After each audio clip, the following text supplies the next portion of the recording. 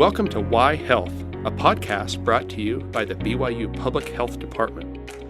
I'm Dr. Cougar Hall, a professor here at Brigham Young University. Whether you are a student, parent, or BYU fan, this podcast will help you navigate the world of public health. Our podcast strives to help individuals receive accurate information regarding public health. So whether it's global or local, we will discuss how it pertains to you.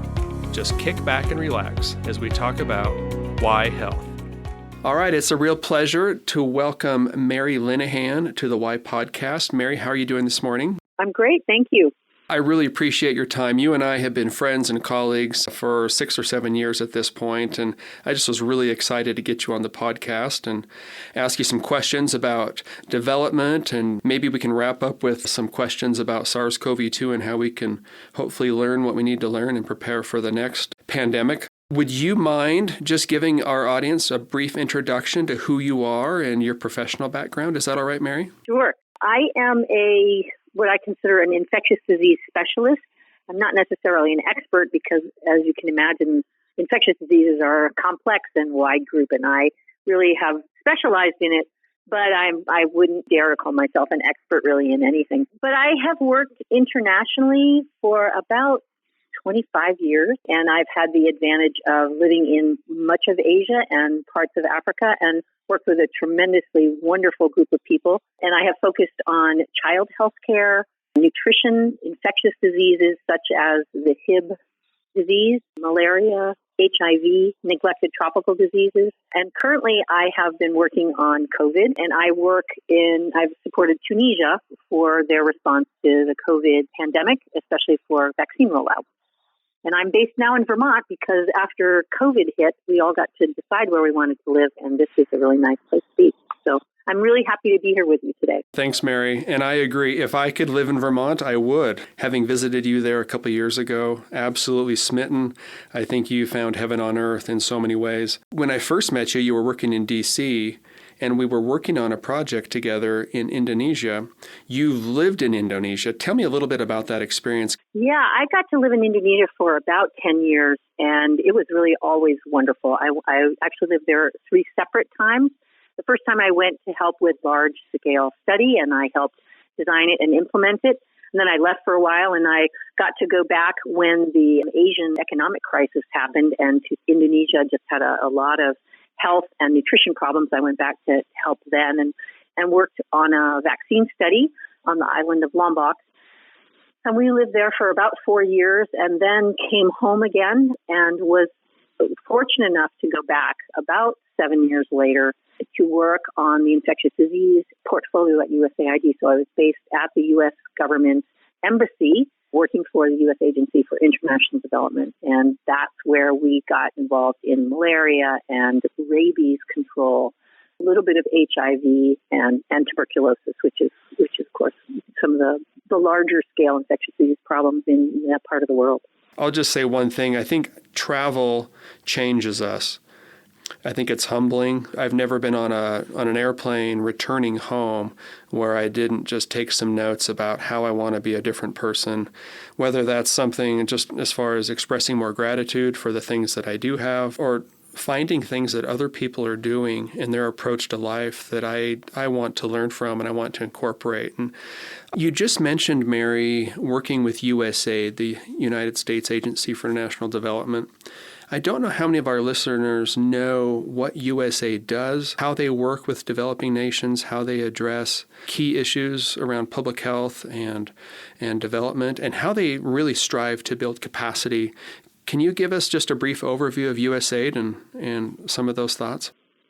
Sure. It was started in the 1960s under the Kennedy administration. It has many divisions. They work in agriculture, they work in climate change, they do humanitarian response. But one of the very large and important sectors is health. Historically, it has focused a lot on maternal and child health because everybody recognized globally in the health community that if we were able to address maternal and child health issues, we would lay a basis for a tremendous amount of improvement on general global health indicators. But we've also grown into more infectious disease control programs, such as malaria control, very, very important presidential malaria initiative called PMI, which has dramatically improved life-saving measures for malaria globally.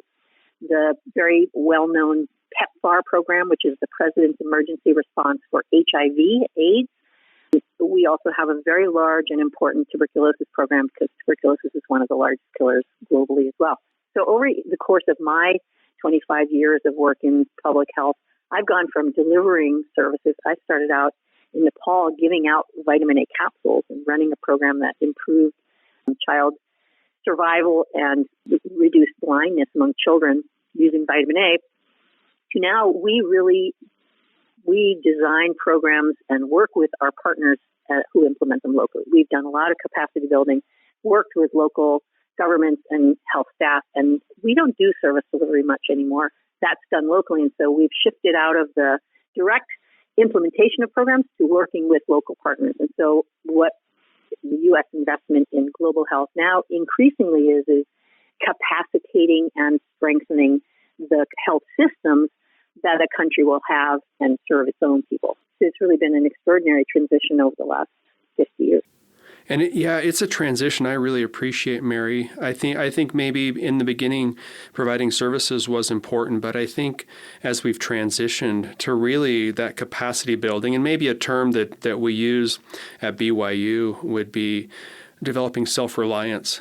And I think there's some overlap there in really coming in and providing the technical assistance, but allowing either training, building the self-efficacy of locals on the ground, or helping them build out their infrastructure and allowing them to address their own issues with some guidance. And, we've learned some lessons in the past, right, that hopefully you don't have to reinvent the wheel in every particular setting with every particular group. That's exactly right. I think one of the most important things we do is make sure that each country system has access to the same information. We do work hard to capacitate and improve local authority over their health care. I think that's very important. The other really important element of it is much more cost efficient to let local people provide services to each other than to have people flying in from outside.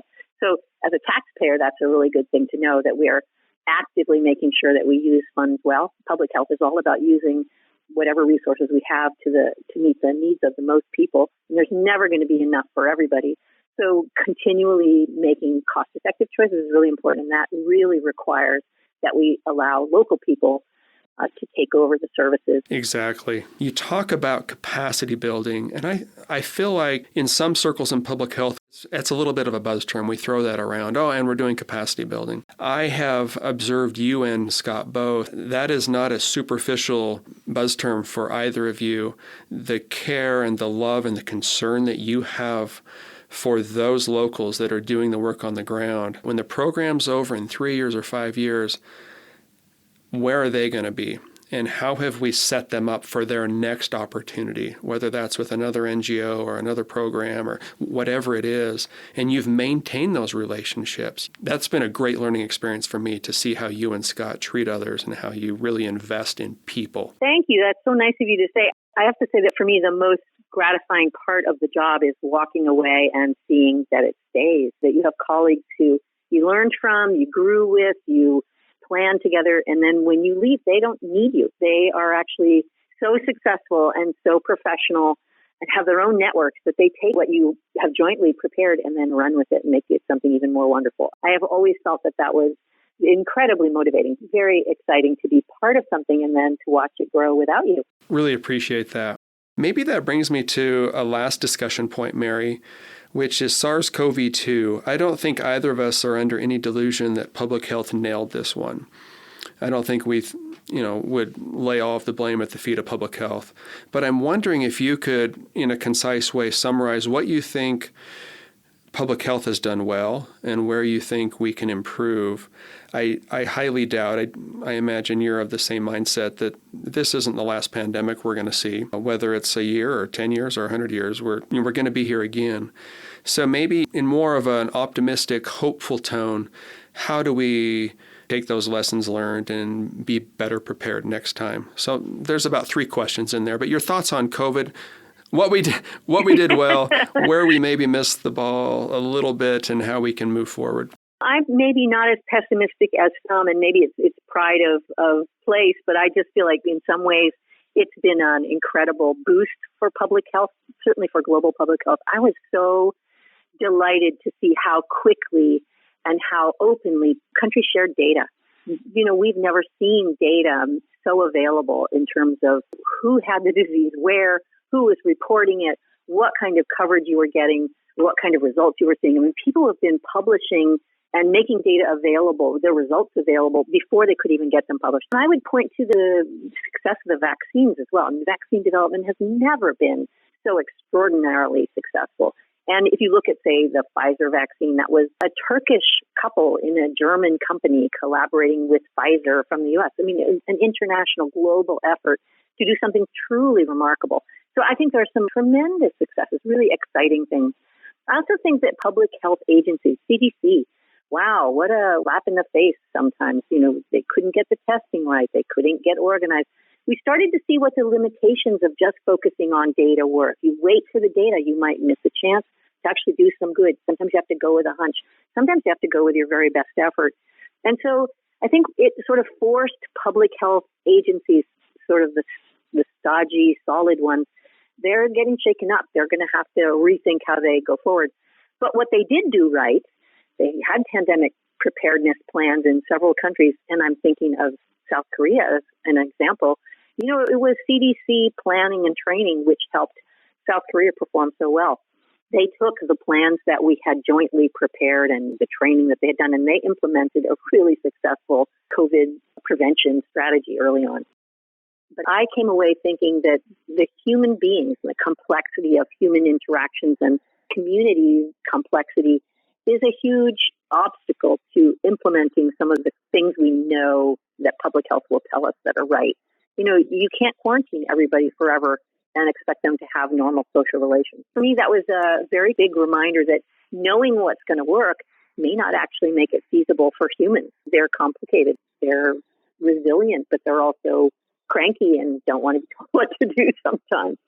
It feels like that's what public health does. We put out one fire, or maybe we've only partially put out one fire, but there's another one that's more threatening to a greater percentage of the population. And so with limited resources, trying to do our best and maybe never making everyone happy, I suppose, right? A little bit like being a parent. A lot like being a parent, isn't it, Mary? Right. I do think that without question, we're going to have more pandemics. Will we do better? I don't know. I think that some of the basic limitations are going to still be there. That's really well said. I think we do like to simplify things into sound bites, and it's always messier. Let me ask you a question, Mary. Sure. What are you reading right now? And this could be a book, this could be research, but we're lifelong learners. We need to be in every field. Is there something you're reading right now that's inspiring you, or maybe it's freaking you out too, but hopefully it's inspiring? Actually, I'm reading Immune by Philip Detmer. It's a fantastic book. It's called Immune, A Journey into the Mysterious System That Keeps You Alive. It's a sort of layperson introduction to the immune system, and it is absolutely fantastic. It's funny.